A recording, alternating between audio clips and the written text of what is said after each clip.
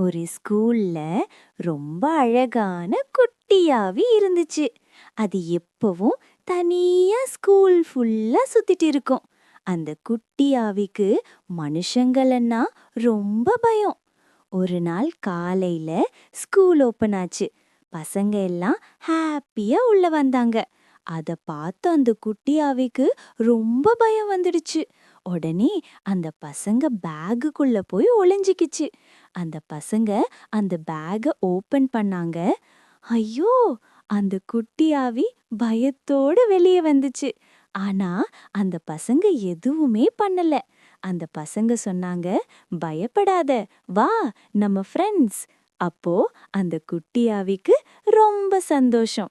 உடனே அது சின்ன சின்ன மேஜிக்லாம் செய்து காமிச்சுது. பசங்க எல்லாம் செம்மையா சிரிச்சாங்க.